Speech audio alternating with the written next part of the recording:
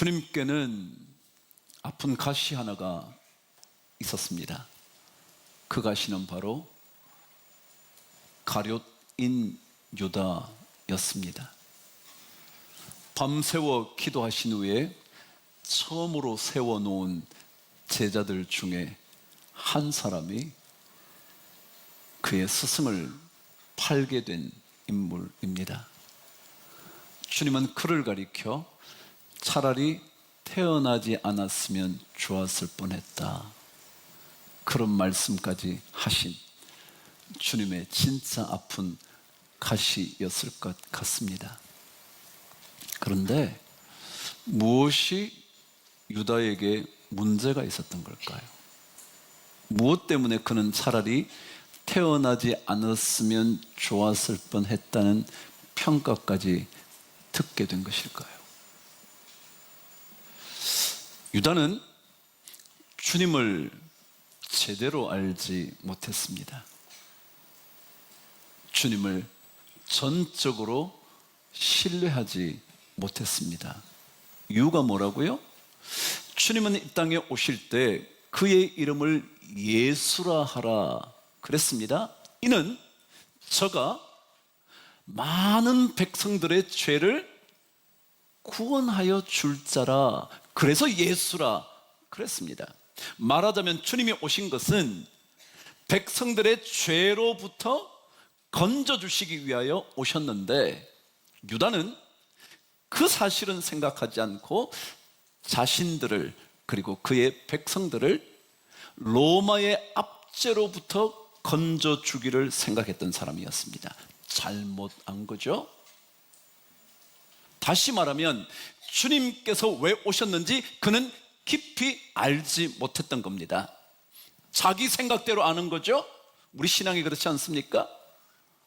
내가 아는 대로만 믿지는 않나요? 내가 생각하고 있는 대로 신앙이 이루어져야 한다고 생각하지는 않나요? 내가 원하는 대로 하나님이 움직여야 한다고 생각하지 않냐고요. 유다 같잖아요. 주님은 우리를 죄에서 건져주시기 위하여 오셨는데 그는 로마로부터 건져주시기를 사모했던 거죠. 안 맞는 거예요. 그래서 어쩌면 그에 대한 평가가 이렇게 끔찍했을 수 있었을 겁니다. 그런데 또 하나는요, 이런 일이 있었습니다.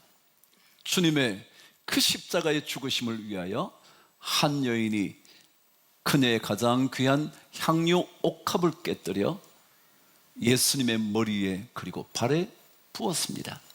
그때 가룟인 유다가 이렇게 말했습니다. 어찌하여 이것을 허비하느냐? 이것을 300데나리온에 팔아 가난한 자들에게 줄 수 있었겠도다. 그럽니다. 참 좋은 듯해 보이지만 성경은 곧 이어서 이렇게 그의 의도를 적어 놓았습니다.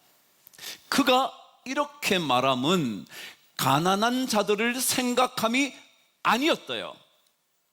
오히려 그는 돈 괴를 맡은 자라 그 괴에서 돈을 훔쳐감이러라 그랬습니다. 말하자면 그는 그의 삶 속에 신앙이라는 문제가 아니고 예수를 따른다는 문제가 아니라 돈을 가져오는 것이 문제였습니다. 좀 더 우리의 설교 말씀과 연결시켜 본다면 유다는 예수 그리스도를 따르는 일에 복잡한 생각이 많았습니다. 예수 따르는 일에 자신의 의도, 자신의 생각, 그리고 자신의 욕망, 그런 수많은 것들이 예수 따르는 일에 방해가 된 겁니다. 그것을 성경은 미련하다 그랬죠? 미련하다는 뜻이 뭔데요? 마음이 복잡하다. 예수를 따르는데 자신의 생각 때문에, 그리고 자신의 돈에 대한 욕심 때문에 복잡한 겁니다. 지난 시간에도 말씀드린 것처럼 우리는 예수 믿는데도 돈 때문에 복잡한 겁니다. 자식의 미래 때문에 내 삶이 복잡한 겁니다. 또다시 말씀드리건대 관계 하나 뒤틀어지면 예수 믿지 않고 싶은 복잡한 마음으로 바뀌어 버리는 겁니다. 그것을 미련하다 그럽니다. 여러분, 근데요, 마음이 복잡해지면 어떤 일들이 벌어질까요? 마음이 복잡해지면, 제가 한번 이렇게 말씀드리면 이해가 될까요? 여러분, 마음이 복잡하면요, 깊이 생각할 수가 없습니다. 왜요? 이걸 생각하고 있는데 마음이 복잡한 사람은 저 생각이 나는 겁니다. 이 직장에서 일을 하고 있는데 자꾸 딴 회사 생각이 나는 겁니다. 아, 저기가 좀 더 많이 준다 그랬는데, 내가 그때 그 회사만 갔으면 훨씬 좋았을 텐데. 왜요? 내가 이곳에 머물러 있지만 내 생각은 계속 다른 곳으로 향합니다. 그게 복잡한 겁니다. 그래서 자신의 일에 열중을 못하는 겁니다. 집중을 못하는 겁니다. 여러분, 경영학에서는요, 성공의 비결을 두 가지로 말합니다. 그것은 선택과 시작, 집중이요. 머리가 복잡해지면 집중이 안 되거든요. 집중이 안 되면 깊은 생각을 못 하거든요. 깊은 생각을 못 하면요, 문제 하나가 있어요. 그건 뭐냐면 중요한 것을 놓쳐버려요. 제가 오늘 그랬죠. 미련하다는 뜻이 마음이 복잡하다는 뜻이에요. 마음이 복잡한 사람은 깊은 생각을 못해요. 깊은 생각을 못하니까 정말 중요한 뭐를 놓치고 왔어요? 기름을 놓치고 왔어요. 등보다 더 중요한 게 뭔데요? 기름인데요. 등을 등되게 하는 게 뭔데요? 기름인데요. 하나님의 백성을 하나님 백성 되게 하는 그 기름이 있어야 되는데 그걸 놓쳐버린 거예요. 왜요? 깊이 생각 못하니까요. 여러분, 요즘 디지털 시대잖아요. 디지털 시대로 인하여 우리는 너무 많은 것을 보게 돼요. 왜요? 핸드폰만 키면 이런 정보 저런 정보, 옷 한 번 샀더니 계속 옷 정보, 뭐 이거 봤더니 계속 그 정보, 막 옛날에는 잘 보지 못했던 정보까지 다 들어오는 거예요. 너무 많은 것이 오는 거예요. 편하긴 편하죠. 가만히 앉아서 몇 번만 하면 물건이 와요. 그 다음날 아침에 와요. 더 빠르면 오늘 저녁에 와요. 얼마나 신속하게 이루어지는지 몰라요. 근데요, 연구에 의하면 디지털 시대에 가장 큰 문제가 있다는 거예요. 그게 뭐냐면 방금 말씀드린 깊이 사고하지 못하게 만드는 것입니다. 컴퓨터 앞에 앉아서 타이핑을 막 합니다. 그럼 쓰는 것보다 훨씬 빨라. 그리고 잘못됐어도요, 뒤로 팍팍팍 누르면 그냥 샥 지워져. 그리고 다시 치면 돼. 굉장히 신속하게 정보를 얻을 수도 있고 정돈할 수도 있어요. 근데 문제는 그것 때문에 뭐예요? 깊이 생각하는 것들을 빼앗겨 버린대요. 그러면서 이렇게 연구한 겁니다. 컴퓨터 자판을 치는 사람과 손으로 글씨를 쓰는 사람 비교를 했는데, 손으로 쓰는 사람이 훨씬 두뇌에 영향을 많이 미친다네. 어머나, 저는 다 글씨로 썼어요. 계속 썼어요. 막 계속. 그러면서 손으로 글씨 쓰는 사람이 훨씬 머리가 좋다는 거예요. 어머나, 너무 감사. 아니, 좋다는 게 아니라 좋아진다고요. 좋아진다고. 근데 뭐라 그러냐면, 이 손글씨를 쓴 일, 이게 무슨 문제냐, 뭐 그게 뭐 대수냐, 그렇지 않대. 손으로 글씨 쓰는 일은 집중할 수 있는 것을 의미한대. 디지털 시대는 깊은 생각, 집중을 못하는 거예요. 왜요? 조금만 넘기면 다른 장면이 휙 나오잖아요. 조금만 건드리면 딴 데로 막 넘어가잖아요. 하나만 잘못 누르면 엉뚱한 데로 가잖아요. 그럼 그거 보고 또 막 정신없이 가다가 다시 되돌아오는 거예요. 그래서 집중을 못하는 거예요. 그게 미련하다고요. 미련한 여인은 머리가 복잡해서 중요한 것을 놓쳐요. 기름을 놓쳤단 말이죠. 저는 왜 성경이 미련한 여인이 기름을 가지고 오지 않았다 그랬을까? 바로 이거거든요. 만일 미련하지 않았다면, 머리가 복잡하지 않았다면, 오늘 신랑이 온댔어. 어떻게 해야지? 자꾸 생각을 했을 거예요. 밤중에 올지 모르니 등을 준비하겠네. 등만이 아니라 좀 더 늦게 온다면 기름이 필요하겠네. 계속 깊이 생각해야 되는데 그 생각을 못하는 거예요. 온대, 가자, 끝. 그래서 신랑이 더디 오므로 그런 거예요. 우리 인생 어떻게 될지 어떻게 알고요. 그래서 우리는 자꾸 깊이 생각하는 거예요. 깊이 생각하는 거예요. 깊은 생각은 정말 중요한 것을 놓치지 않게 만들어 줍니다. 만일 얕은 생각을 하면 중요한 것을 놓쳐버리고 맙니다. 말하자면 알맹이는 없고 껍데기만 남습니다. 우리는요, 전부 다 껍데기 준비하는데 너무 바빠요. 말하자면 등만 화려하게 하는 겁니다. 외적인 스펙만 화려하게 하는 겁니다. 이거 있으면 될 것 같아서 이거 준비하고요, 저것 있어야 남에게 무시당하지 않을까 해서 그것 준비하고요. 그게 엄청 많은 에너지를 다 쏟습니다. 복잡해지는 겁니다. 그러나 정말 중요한 것은 준비하지 못하는 미련한 자가 되어버리고 맙니다. 만일 이 중에 자녀를 가지신 분이 계시다면, 혹은 학부모이신 분이라면 이 책을 꼭 읽어야 할 것 같아 여러분에게 소개합니다. 제목이 이제는 멈춰서야 할 대치동입니다. 혹시 대치동이라는 말 들어보셨나요? 무슨 동네인데요? 교육 파락군입니다. 최고의 학원들이 전부 다 몰려 있습니다. 조금만 공부 잘 하는 자녀로 키우고 싶은 사람은 다 보내고 싶어 하는 데가 뭡니까? 대치동입니다. 그런데 이 지연이가 이제는 멈춰서야 한다. 대치동.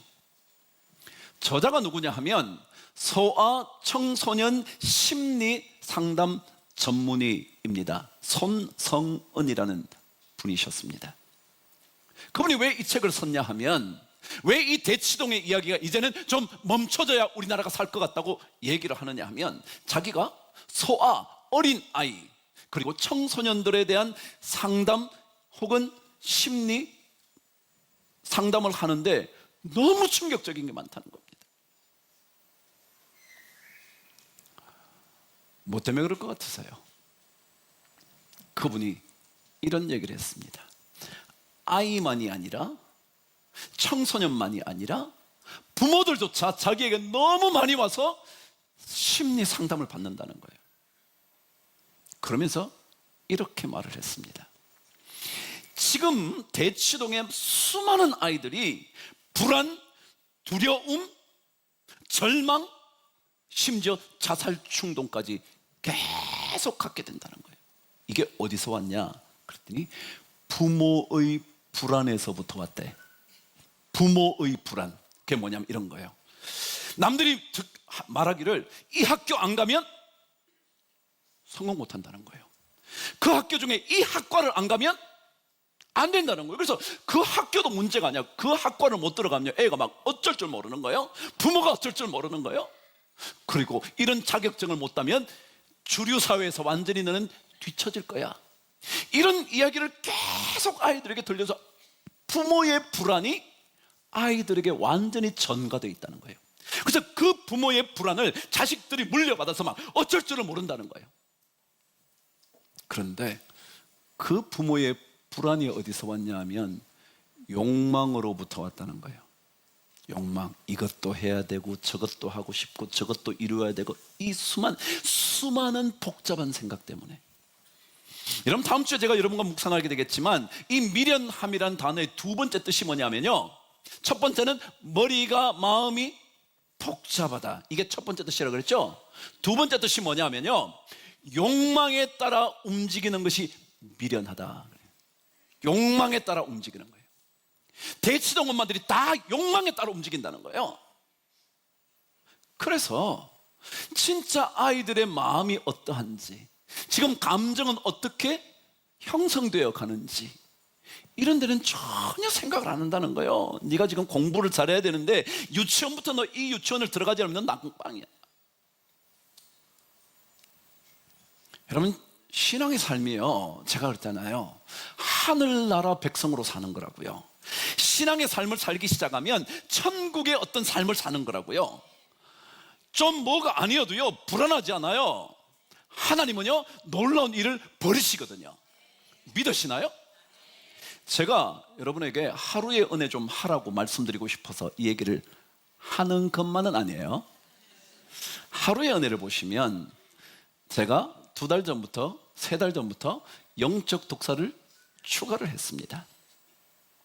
읽은 책에서 구절들을 여러분에게 소개하는 거죠. 그 중에 제가 하나 소개해 드려 볼게요. 제가 의사 주석정이라는 얘기를 했죠. 그 책에 보면 그분이 이런 얘기를 했습니다. 주님의 응답은 우리가 원하는 때나 이해할 수 있는 방식으로 주어지지 않을 수 있습니다. 그렇죠? 하나님의 응답이 꼭 여러분 뜻대로 되던가요? 혹은 여러분의 시간대로 딱 맞추어 떨어지던가요? 그렇지 않을 수 있다는 거예요. 그래서 때때로 하나님의 응답은 신비함으로 남습니다. 왜 이때가 왜 안 되는 거지? 이상한데? 라고 느껴진다는 거예요. 근데 그 다음 말입니다. 그러나 하나님께서는 언제나 주님의 방식에 따라 응답해 주셨고 앞으로도 우리의 기도에 그렇게 응답하실 것입니다. 믿으시나요? 근데 그 다음 말에 그가 이렇게 했습니다. 그러므로 저는 하나님만 믿고 하나님께만 집중할 것입니다. 신앙이 뭐냐면요, 하나님께만 집중하는, 이것 중요한 건 놓치지 않는 거거든요. 이게 기름이거든요. 우리에게는 기름이 더 중요하거든요. 등을 잘 꾸미고 등을 더 좋은 거 구입하고 더 많이 사고 막 하는 게 중요하지 않아. 진짜 등을 등되게 하는 기름이 있으면 되거든요. 그러면 우리 삶은 달라지거든요. 그게 천국 백성의 삶이거든요. 너무 복잡하게 생각하느라 진짜 중요한 거 자꾸 놓치지 말고, 그래, 하나님께서 그분의 때에 그분의 방식대로 선하게 이루어 주실 거야. 이 믿음 하나만 가지고 하나님께만 한번 집중해 보자고요. 우린 예배에 왔는데 예배 집중을 못하는 거예요. 계속 내 기도 제목만 생각나는 거예요. 여러분, 그냥 예배하십시오. 여러분의 직장 정성을 쏟으십시오. 하나님께서 선하게 인도하실 줄 믿고 말이죠. 이왕 하루의 은혜 얘기 나온 김에 한 번 더 해드릴게요. 그게 보면 카일 알드먼이라는 사람의 한 번에 한 사람이라는 책이 있습니다. 그분이 이런 얘기를 들려줬습니다. 나는 오랫동안 무언가를 해야 한다는 생각이 들 때마다 하나님께 기도했대요. 그러지 않겠어? 우리가 뭔가를 해야 될 때는 그때 뭐 하죠? 기도하죠. 그래서 어떤 기도를 했냐면, 하나님, 저를 통해서 무엇을 하기를 원하십니까? 와, 나를 통해서 하나님 어떤 것을 이루실까? 막 이런 기도를 했다는 거예요, 오랫동안. 그런데 그보다 먼저 드려야 하는 기도가 있다는 사실을 깨닫게 됐대요. 한번 들어보실래요? 하나님, 제 안에서 하나님은 무엇을 하기를 원하십니까? 우리는 바깥에 어떤 일이 막 드러나는 거예요. 나를 통해서 일들이 벌어지는 거예요. 막 이런 일도 하고 저런 일도 하고 막 잘 되고 막 이런 거예요. 근데 기도를 해보다 보니까 하나님이 진짜 내 안에서 무엇을 하기를 원하시는가, 내 영혼이 어떻게 되기를 원하시는가, 내 안이 어떻게 바뀌기를 원하시는가, 이 기도가 먼저라는 사실을 깨달았다는 거예요. 그래요, 우리 안에 내가 먼저 뭘 해야 될까, 이게 중요하지 나를 통해서 하나님 뭘 이루실까 아니라는 거예요. 왜냐하면 하나님은 내 안에서 무언가를 하심으로 인하여 마침내 나를 통하여 어떤 일들을 벌이신다는 거예요. 뭐가 더 중요하냐고요?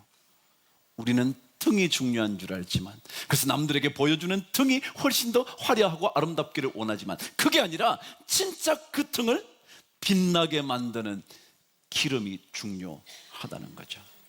그것이 없다면 우리는 천국 백성이 아니라 늘 세상의 사람으로 사는 거예요. 남들 얘기하는 대로 생각하고요, 남들이 원하는 것들을 나도 원하게 되고요, 그 사람이 저걸 잘했다면 내 자식도 그걸 해야 되겠다는 생각이 들어서 그 욕망을 자식에게 집어넣어가지고 자식을 괴롭히는 거예요. 여러분, 신앙은 중요한 것을 지키는 겁니다. 중요한 것이 지켜질 때 미련함에서 벗어나 슬기 있는 인생이 됩니다. 잘 지켜보십시오. 신앙은요, 어떤 일이 있어도 지켜야 될 걸 좀 지켜야 돼요. 조금 억울한데요, 그래도 내 믿음을 지키는 거예요. 조금 유혹이 오는데요, 그래도 내 믿음을 따라 나 자신을 지키는 거예요. 조금 손해보는데요, 그래도 하나님 생각하고 고난을 참는 거예요. 이게 지켜야 할 거거든요. 근데 우리는 지켜야 할 것은 안 지키고요, 막 바깥에 것만 막 열심히 모아. 마침내 문이 닫혀버려요. 아무리 열어달라고 외쳐도 나 너 몰라 그러신다는 거죠. 그래서 천국의 기쁨을 누리지 못한 채 우리가 살아가는 거예요. 늘 불안한 거예요. 내 삶을 쳐다보면 늘 나는 비참한 거예요. 그런데 그렇지 않아. 우리는 진짜 하나님께 집중하고 나면요, 그런 것들은 하나님께서 주시겠지. 오늘 성경은 우리에게 말합니다. 미련한 자가 되어 천국의 잔치에 들어가지 못하는, 하늘나라 백성으로 살지 못하는 일이 없도록 우리에게 미련함에서 벗어나라고, 너무 복잡해지지 말라고, 복잡하지 않아야 깊은 생각한다고, 그래야 진짜 중요한 것을 지킬 수 있게 된다고. 우리는 모두 하나님의 백성이에요. 하나님의 백성답게 살아가는 그런 은혜가 꼭 있게 되기를 바랍니다. 한 주간 다시 여러분 만나게 될 때까지 다른 것 등 때문에 너무 신경 쓰지 말아요. 하나님, 내가 진짜 좋은 하나님의 백성 되기 위하여 필요한 기름이 무엇인가요? 깊이 생각하는 한 주간 되기를 주의 이름으로 축복합니다. 기도하겠습니다. 하나님 아버지, 주의 백성으로 부르심 받았는데 부르심을 받은 우리가 하늘 천국의 기쁨을 누리지 못할까 봐 두렵습니다.